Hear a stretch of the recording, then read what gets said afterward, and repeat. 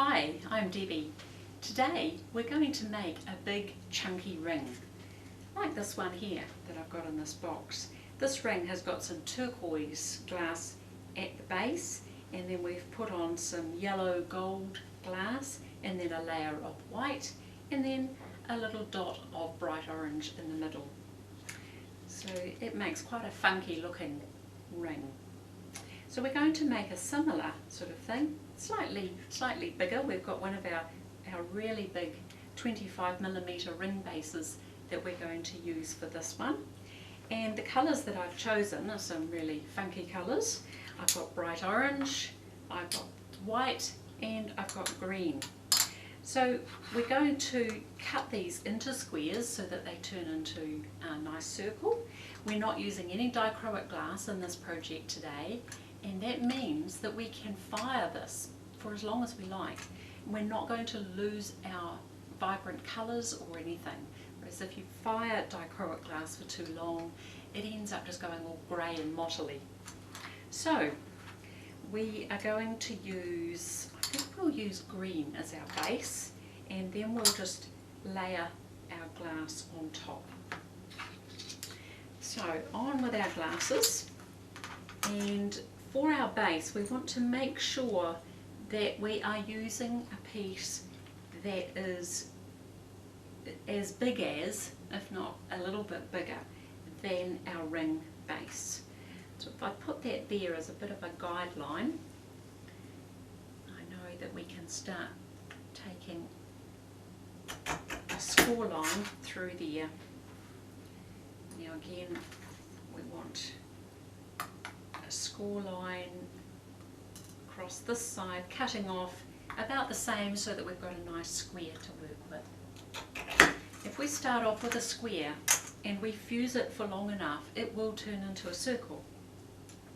However, if you start off with a rectangle, it will take a lot longer to turn into a circle. It will be a rectangle for a lot longer.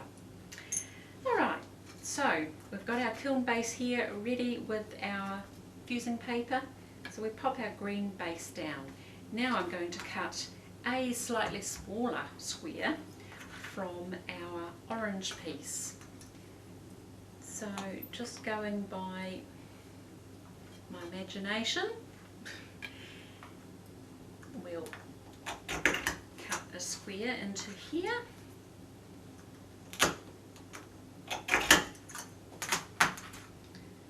Chop, chop, and we'll mount the orange one there.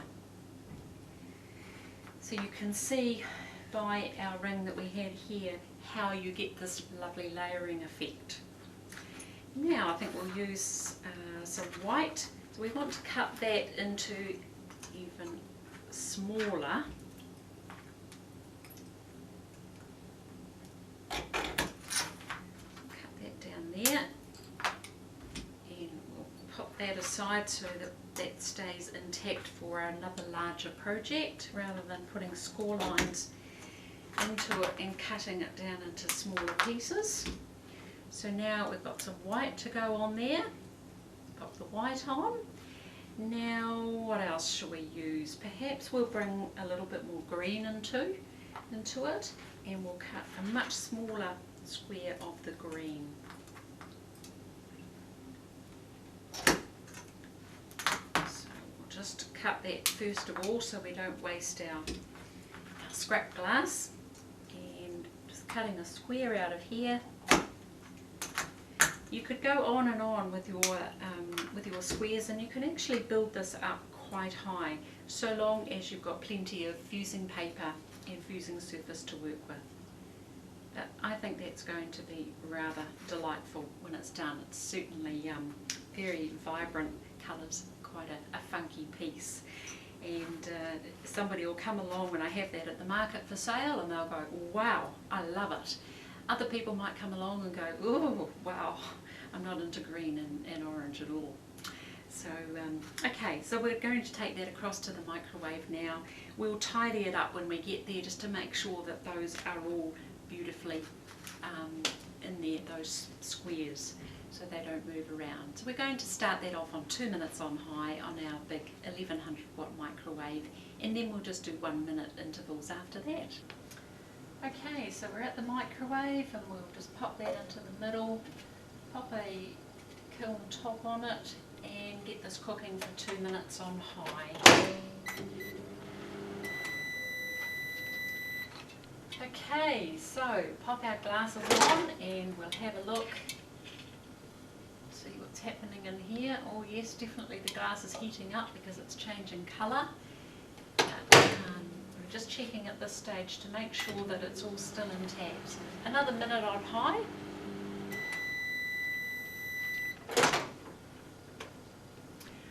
Alright, it's glowing nicely. Oh, perfect. Running this out here, and it's in a beautiful perfect circle. So I'm going to lift the lid now and have a look. Wow, that looks absolutely stunning. Very nice.